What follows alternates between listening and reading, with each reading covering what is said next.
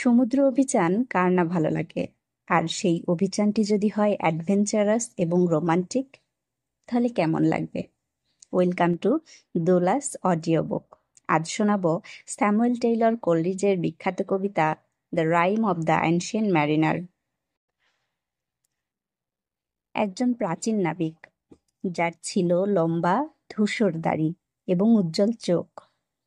বিয়ে খেতে আসা 3জন অতিথির মধ্যে একজনকে দাঁড় করান তিনি এবং তার গল্প শোনাতে চান।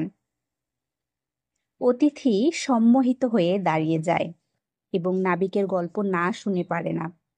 নাবিক তার গল্প বলতে থাকে।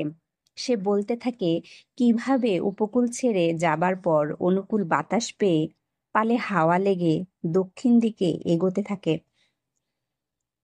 হঠাৎ প্রচণ্ড ঝড় এবং বজ্রপাত শুরু হয়। সেই বড় জাহাজটাকে প্রচণ্ড কুয়াশা এবং বরফের দেশে গিলে ফেলে। জাহাজের নাবিকরা সেখানে কোনো পশু বা পাখি দেখতে পায় না। অবশেষে একটা অ্যালবার্টাস পাখি উড়ে আসে এবং জাহাজটাকে অনুসরণ করতে থাকে। পাখিটা আসার সাথে সাথে আবহাওয়া আবার ভালো হয় এবং অনুকূল বাতাস আবারও বইতে থাকে। নাবিকেরা পাখিটাকে সৌভাগ্যর প্রতীক বলে চিহ্নিত করে এবং মমতা সহকারে তাকে খাবার দিতে থাকে। কিন্তু হায়, প্রাচীন নাবিক একদিন রঙ্গতামাশার এক পর্যায়ে পাখিটিকে তীর মেরে হত্যা করে এবং তাদের সুদীর্ঘ ভোগান্তির সূচনা করে। কিছুদিন সবকিছু ভালোই চলতে থাকে। কুয়াশা কেটে যায়, সূর্য ওঠে, জাহাজ আনন্দের সাথে সামনে এগিয়ে যায়। সুদিন বলে সবাই নাবিকের কর্মকে প্রশংসা করে বলে যে পাখিটাকে হত্যা করাই উচিত, কারণ ওটা তাদের জন্য কুয়াশা আর তুষারপাত নিয়ে এসেছিল। ওটা মারা যাওয়ার পর থেকেই কুয়াশা কেটে গিয়ে সূর্য উঠেছে। কিন্তু হঠাৎ করেই বাতাস পড়ে যায়, জাহাজ স্থির হয়ে যায়, সমুদ্র শান্ত হয়ে যায়, সূর্য বীর বিক্রমে জ্বলজ্বল করতে থাকে, নিস্তব্ধ সমুদ্র পৌঁছতে থাকে। নাবিকেরা অসহনীয় তৃষ্ণায় ছটফট করতে থাকে। রাতের বেলা সমুদ্রে অপার্থিব আগুন জ্বলে। সমুদ্রের প্রেতাত্মারা জলের গভীর থেকে জাহাজটাকে টেনে ধরে, কখনো আঘাত করে। সেই সাথে তারা তীব্র তৃষ্ণা এবং ভয়ঙ্কর সব দৃশ্য দিয়ে নাবিকদেরকে নিরীহ সৌভাগ্য বহনকারী আলবাট্রসকে হত্যা করার দায়ে শাস্তি দিতে থাকে। জাহাজের সবাই তখন নাবিককে দোষারোপ করতে থাকে এবং আলবাট্রসটাকে হত্যা করার অপরাধে তার গলায় মৃত আলবাট্রসকে ঝুলিয়ে দেয়। নাবিকেরা তীব্র প্রতিকূল সময় কাটাতে থাকে। তখন প্রাচীন নাবিক দূর দিগন্তে একটা ক্ষুদ্র অস্তিত্ব দেখতে পায়। নাবিক ভাবে যে কিভাবে একটা জাহাজ তাদের দিকে এগিয়ে আসছে এবং দুরবস্থা থেকে উদ্ধার পাবার সম্ভাবনায় সে খুশি হয়ে ওঠে।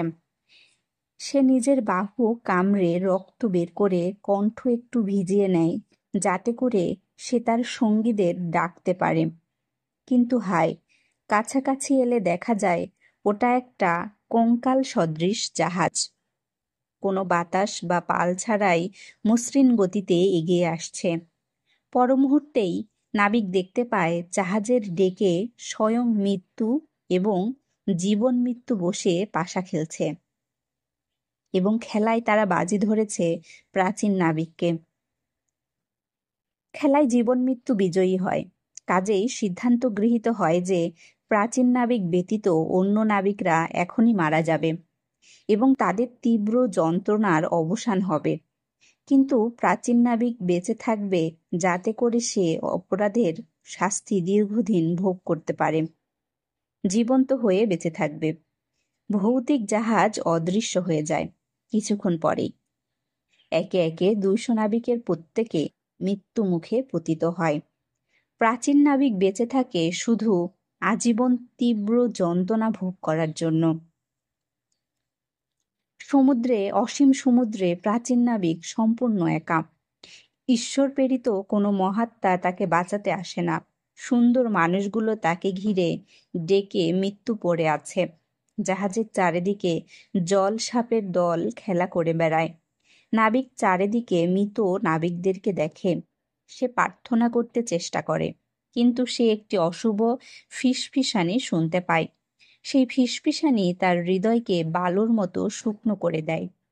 আকাশ এবং সমুদ্রের দৃশ্য সীসার মতো ভারী হয়ে তার চোখে যেন চেপে বসে, আর মৃত ব্যক্তিরা তার পায়ের কাছে পড়ে থাকে।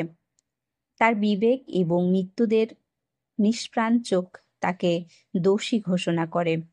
শীঘ্রই আকাশে চাঁদ ওঠে এবং পুরো সমুদ্রকে সাদা আলোয় আভাসিত করে।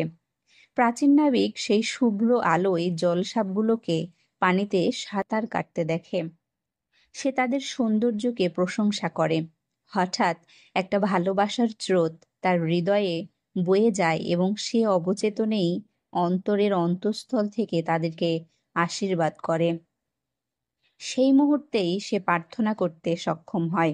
মৃত আলবার্টস তার গলা থেকে খসে সমুদ্রে পড়ে সীসার মতোই সমুদ্রের অতলে হারিয়ে যায়।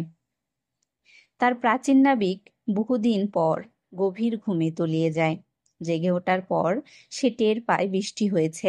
বৃষ্টির পানি তার গরমে সিদ্ধ হয়ে যাওয়া ঠোঁট এবং তার তৃষ্ণার্ত কণ্ঠকে তৃপ্ত করেছে। নিজেকে তার এতই হালকা বোধ হলো যে সে নিজের অঙ্গ প্রত্যঙ্গের ভারও টের পাচ্ছে না। তার মনে হতে থাকে সে বোধহয় ঘুমের মধ্যেই মারা গিয়েছে এবং একটি আশীর্বাদপ্রাপ্ত আত্মায় পরিণত হয়েছে। সে অদ্ভুত শব্দ শোনে এবং আকাশে অদ্ভুত দৃশ্য দেখতে পায়। এক টুকরো কালো মেঘ বৃষ্টি ঝরায়, আবার সেই মেঘেরাই কিনাই থেচে চাঁদ জ্বলজ্বল করতে থাকে।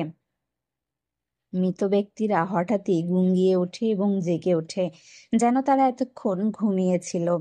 তারা সবাই একত্রে কাজে লেগে যায় এবং জাহাজ সামনে এগোতে থাকে। প্রাচীন নাবিক এবং তার ভাইপো একই দড়ি নিয়ে কাজ করছিল।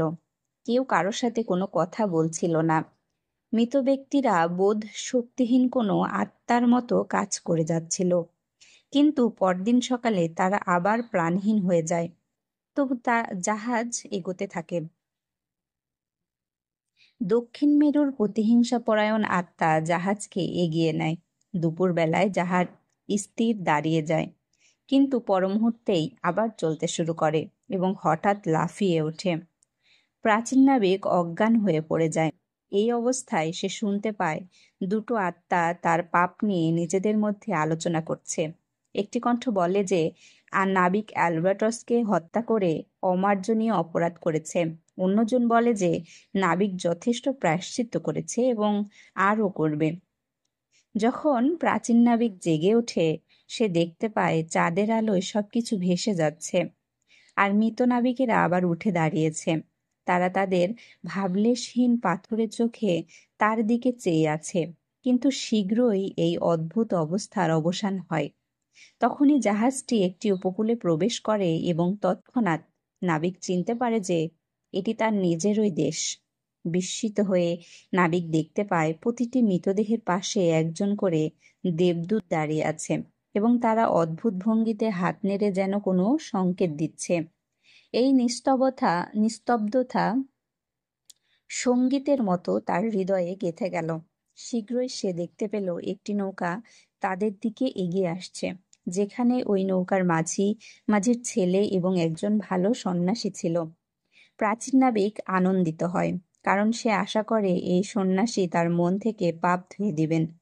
কিন্তু নৌকাটি কাছাকাছি আসার আগেই বজ্রপাতের মতো একটি আওয়াজ শোনা গেল এবং জাহাজটি সীসার মতোই সমুদ্রে ডুবে গেল। কিন্তু পাইলট তাকে উদ্ধার করলেন। নাবিকের অদ্ভুত চেহারা দেখে পাইলট ভয় পেয়ে যায় এবং তার ছেলে প্রায় উন্মাদ হয়ে যায়। শেষ পর্যন্ত নাবিক নিজেকে স্বদেশের শক্ত মাটিতে খুঁজে পায়। সে সন্ন্যাসীর কাছে অনুরোধ করে যাতে সে তার পাপ ধুয়ে দেয়। সন্ন্যাসী তাকে তার পরিচয় জিজ্ঞেস করলে সে তখন তার ভৌতিক চেহারার ইতিহাস বর্ণনা করে। তখন থেকে মাঝে মাঝে তার পুরনো পাপ আর তার শাস্তির কথা মনে পড়ে, আর শুধুমাত্র কারো কাছে নিজের কাহিনী বর্ণনা করলে তবেই তার শান্তি মেলে। নাবিক বিয়ের অনুষ্ঠানে আগত অতিথিকে বলে যে সে রাতের মতো এক জায়গা থেকে আরেক জায়গায় ঘুরে বেড়ায়।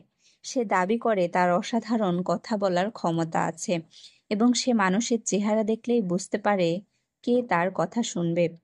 বিদায় নেবার আগে সে বলে, সেই ভালো প্রার্থনাকারী যে ভালো প্রেমিক, যে ছোট বড় সব সৃষ্টিকে একই রকমভাবে ভালোবাসে। তারপরেই প্রাচীন নাবিক হঠাৎই অদৃশ্য হয়ে যায়।